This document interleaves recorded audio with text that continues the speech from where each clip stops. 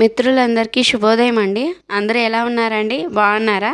నేనైతే బాగున్నానండి. అందరూ బాగుండాలి, అందులో మేము ఉండాలని కోరుకుంటున్నానండి. ఇంకా అలాగే ఈరోజు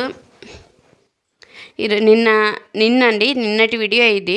నిన్న సండే కదండి, పిల్లలు ఇంట్లో ఉన్నారని సంపు క్లీన్ చేపిద్దామని అనుకున్నానండి.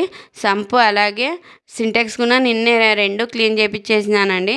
మాది సంపు బయట ఉండడం వల్ల ఇలా ముగ్గులు పెట్టి కసువు నూకి ముగ్గులు పెట్టడం వల్ల ఈ ముగ్గు పిండి అలాగే కొంచెం డస్ట్ అంతా సంపులోకి పడుతుందండి.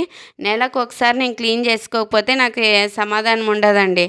అది ఎలాగంటే, నెలకు ఒకసారి నేను క్లీన్ చేయడం వల్ల మా ఆయన ఏమంటున్నారంటే, నువ్వు నీ అంత నీట్నెస్ అయిందని నేను ఎక్కడా చూడలేదు.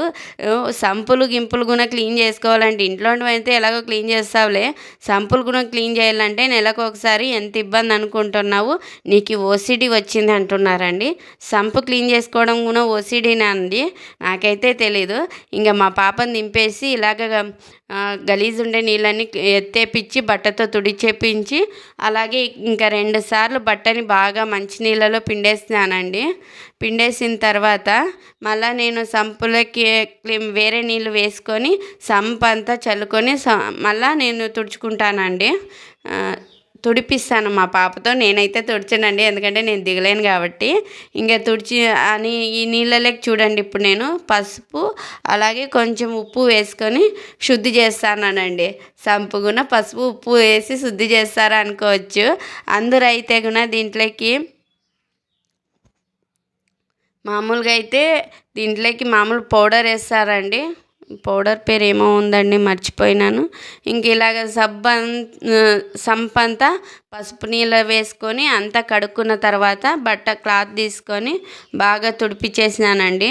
తుడిపించింది లాస్ట్ వీడియో నేను ఎలా ఉందనేది మీకు పెట్టలేదు, తీయలేదండి. ఆటకే టైం ఓవర్ అయిపోయింది. ఇంకా పైన సింటెక్స్ క్లీన్ చేయాలని చెప్పి ఇదంతా క్లీన్ చేయించుకొని ఇంకా సింటెక్స్ క్లీన్ చేయడానికి వెళ్ళామండి. ఇలా బాగా క్లాత్ తీసుకొని నీట్గా తుడిచేసుకున్నామంటే సంపు నీట్గా ఉంటుందండి. మన ఆరోగ్యం ఎక్కడుంది చెప్పండి? మనం వాడే నీళ్ళల్లోనూ మనం తినే ఆహారంలోనే ఉందండి మన ఆరోగ్యము. అందుకే ఆహార పదార్థాలు కానీ నీళ్ళని కానీ చాలా శుద్ధంగా చూసుకొని చాలా నీట్గా ఉండేటట్టు చూసుకొని వాడుకోవాలండి, తినాలండి. అందుకని ఇంకా పైన సింటెక్స్కి వచ్చేసినామండి. సింటెక్స్ చూడండి, 1 నెల అవుతుందండి నేను క్లీన్ చేయించి, అయినా కూడా ఇంత డస్ట్ వచ్చిందండి. ఇంత డస్ట్ ఎందువల్ల వస్తుందంటే, మాకు వారంకి ఒక రోజు తుంగభద్ర నది నీళ్ళు ఇడుస్తారండి.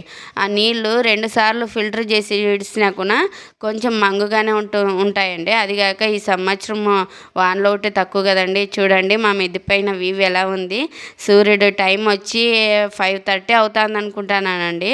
చూడండి ఎంత అందంగా ఉన్నాడో సూర్యుడు. ఇదేనండి మా ఊరు. మా మిద్ది పై నుంచి చూస్తే ఇవి ఇలా ఉంటుంది. చుట్టూరా కొండలు, మధ్యలో మా ఊరు ఉందండి. ఇంకా అలాగే సింటెక్స్కి ఇప్పుడు గుర్తొచ్చిందండి, ఏం పౌడర్ వేసి వాడతారంటే బ్లీచింగ్ పౌడర్ వేసి క్లీన్ చేస్తారంట అండి. ఇంకా నాకు తెలిసి నేను మాత్రం ఇలాగే క్లీన్ చేసుకుంటానండి. ఫస్ట్ ఆ వేస్ట్ నీళ్ళంతా బాగా బకెట్లోకి తీసుకొని బయట పారపోసుకుంటామండి. వాటికి 5-6 బకెట్లు నీళ్ళు వచ్చినాయండి.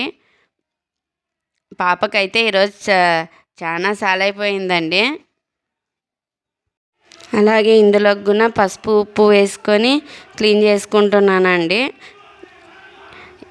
ఇక్కడ డిస్టర్బెన్స్ ఎక్కువ ఉంది కదండి, ఎందుకని ఇలా ఉందనుకుంటున్నారా? మాది పల్లెటూరు కదండి. 24 గంటలు ఎవరో ఒకరు కొట్లాట్లు ఏమో ఒకటి జరుగుతూనే ఉంటాయండి. అది మామూలే అండి, కామన్. ఏం చేసేకి రాదు. మేము మాత్రము ఒకరి తంటాకు పోము. మా ఇండ్లు మేము అంతే తప్పితే ఇంకొకరి గురించి మేము పట్టించుకోము, ఆలోచించమండి. అది మా పరిస్థితి ఈరోజు ఈ ఊర్లో. ఇంకా అలాగే పసుపు నీళ్ళతో మళ్ళీ సింటెక్స్ కూడా అంతా బాగా కడుక్కొని ఇంకా క్లాత్ తీసుకొని తుడిచేసుకుంటా అండి. పాప కిందికైతే దిగింది, కానీ పైకి ఎక్కేకి మాత్రం చాలా ఇబ్బంది పడినామండి, పైకి లేపలేక.